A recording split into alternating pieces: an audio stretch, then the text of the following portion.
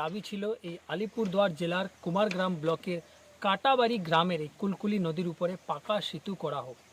বাসিন্দাদের দাবি মেনেই কিন্তু সরকারের তরফে এই নদীতে ব্রিজ নির্মাণের কাজ শুরু হয় আজ থেকে প্রায় 1 বছর পূর্বে। বর্তমানে দেখা যাচ্ছে যে কাজ শুরু হয়েছিল সে কয়েক মাস ধরে বন্ধ রয়েছে। বাসিন্দাদের সমস্যাটি এখনও কিন্তু সমাধান হয়নি।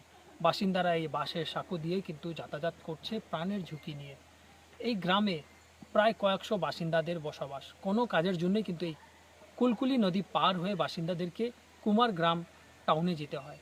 কিন্তু এই ব্রিজ, যে নদীর উপরে যে ব্রিজ না থাকার কারণে বাসিন্দাদের খুবই সমস্যা হয়। কিছু কারণবশ এই ব্রিজে নির্মাণের কাজ থমকে গিয়েছে। বাসিন্দারা চাচ্ছেন শীঘ্রই নদীর ব্রিজের যে নির্মাণ হয়েছে নির্মাণ কাজটা সম্পূর্ণ করা হোক, যাতে তাদের সমস্যাটা সমাধান হবে।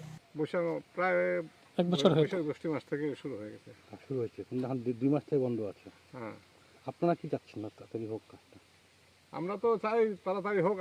আমাদের এই যে এইখানে গাছ 2টা কাটা পড়লো, কি পড়লো, ব্রিজটা এইদিকে নিল, এই ক্ষয়ক্ষতি, তাও জনসাধারণের সুবিধার্থে আমি দিছি যা হোক। কিন্তু এখন চিরদিনের জন্য ব্রিজ নাই, এখন বর্তমানেও নাই। এখন লোকেরও খাওয়া দাওয়ার এই যে দৈনন্দিন যারা করে খায় এদেরও কাজ নাই, এরাও করতে পারে না। গাড়ি যে ওরাও চলতে পারে না, কারণ ওরা পাথর বানাইলে এইদিকে লোক নিয়ে যাবে, অনেক লোকের ঘর বাড়ি হবে। এখন ওই কাজ থেকে সবাই বঞ্চিত হয়ে আছে।